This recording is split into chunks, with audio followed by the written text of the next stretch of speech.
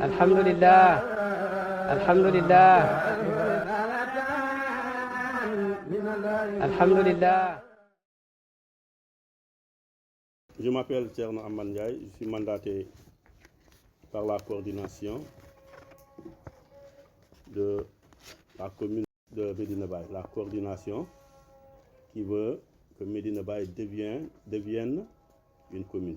Je suis mandaté par cette coordination-là. Je vais vous faire une déclaration en français. Déclaration qui a été, alhamdoulillahi, autorisée et parrainée par le Khalif Maulana Mohamedou Mahi ibn Mahi Niass ibn Cheikh Ibrahim Niass. Le texte que j'ai ici s'appelle Médina Baye Commune, une vision, un projet, une ambition.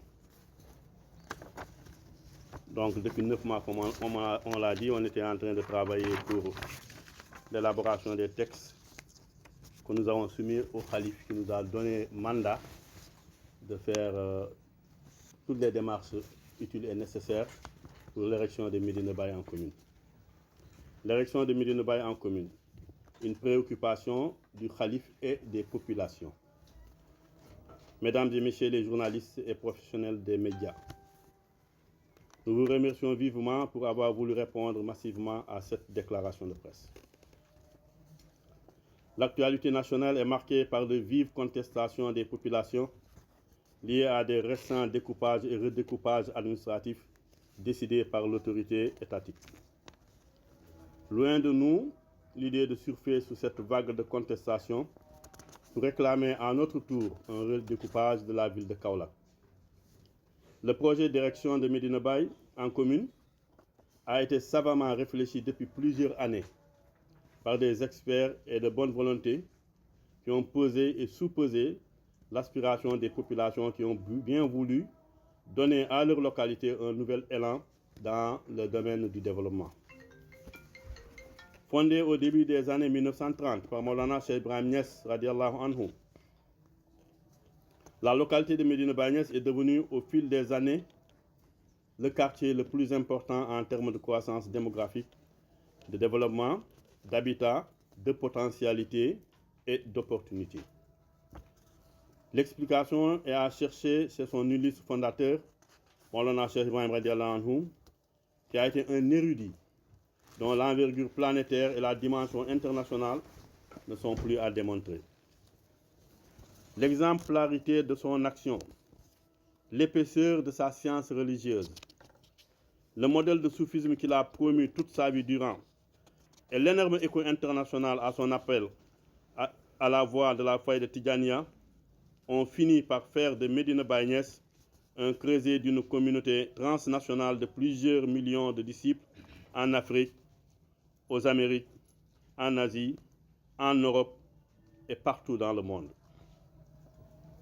La cité de Médina Baye est devenue aujourd'hui et depuis plusieurs années le point de ralliement de plusieurs nationalités venant de plusieurs pays et appartenant à diverses ethnies et nationalités. Aujourd'hui, la Jamiatou Ansaroudine, structure qui regroupe l'ensemble des disciples de Baye Niass à travers le monde, revendique plus de 450 millions de disciples. Le statut de melting pot de Médina Baye n'est plus à démontrer. Des milliers d'étrangers composés d'Américains, de Nigérians, de Maliens, de Guinéens, de Soudanais, de Mauritaniens, entre autres nationalités y vivent, travaillent ou apprennent le Coran et la science islamique. Ce développement fulgurant, l'urbanisation galopante de la cité de Médina Baye, son statut de capitale mondiale de la faille de Tidjania, l'accroissement des biens et services, la tendance haussière de sa démographie devrait pouvoir conférer à Médina un nouveau régime juridique pour une administration territoriale à la hauteur de la vitesse de son rythme de développement. Au regard de tous ces enjeux et défis qui les interpellent, les populations de Médina Baye sont conscientes, et le Khalif en premier, qu'il est hautement légitime de revendiquer la communalisation du quartier. Le statut administratif de Médina Baye, fut-il le plus grand quartier de Kaolack, est désuet, caduc, obsolète et non conforme à son allure de développement. Cette situation fait que Medina Baye est confronté à des difficultés liées, tirées au défaut ou insuffisance des structures d'accueil, à l'absence, insuffisance des structures sanitaires et d'ouvrages socio-économiques de base adaptés à son envergure, au manque d'infrastructures routières, voire publiques modernes, pavage et un plan d'occupation de la ville, au manque d'un réseau et d'un assainissement conforme à l'accroissement de l'agglomération, à l'absence d'un dispositif et d'une politique sécuritaire, poste de police, brigade de gendarmerie, camp sapeurs-pompiers, pour une meilleure quiétude des populations et la sécurisation de leurs biens. À la lumière de tous ces éléments qui précèdent, et pour apporter un début de solution à ces difficultés, le changement de statut administratif de Medina Baye en commune est devenu une nécessité, voire une urgence. Pour rendre effectif ce changement de statut, porté par les autorités religieuses de la localité, à sa tête le khalife général de Medina Baye, les notabilités religieuses et la majeure partie des administrés, de larges discussions et concertations ont été entamées depuis plusieurs années.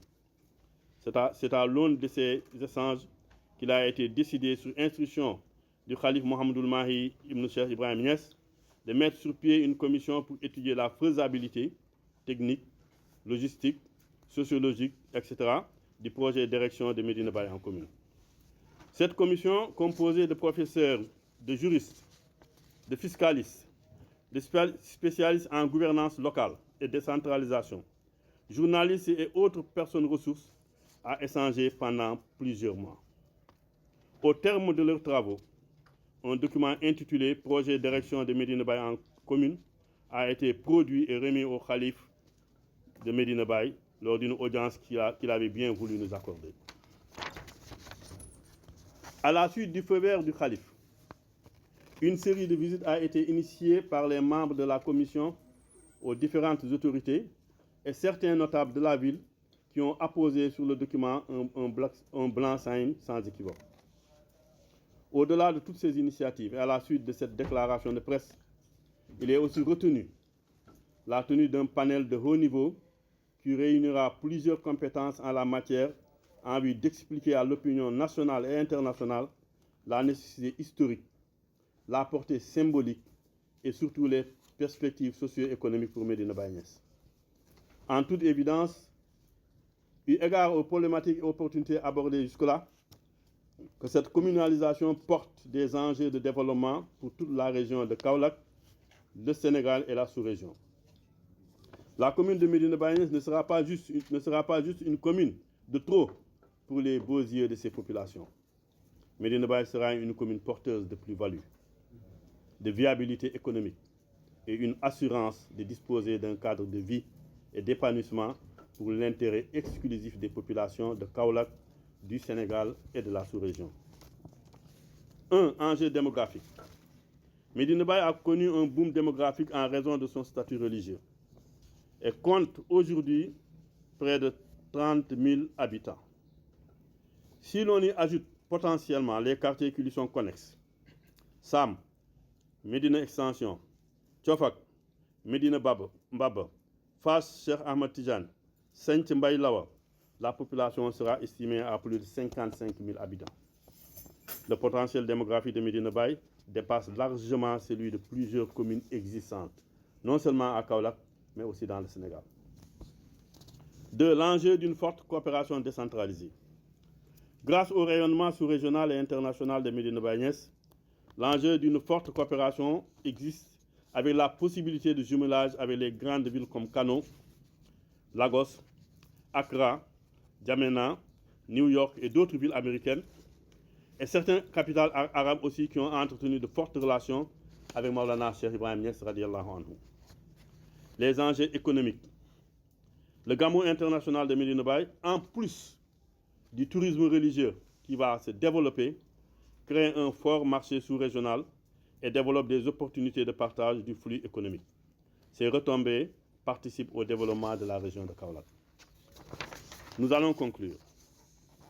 Toutes les conditions requises par la loi pour l'érection d'une commune sont remplies. sans compter les nombreux enjeux stratégiques de développement de Médina Baye.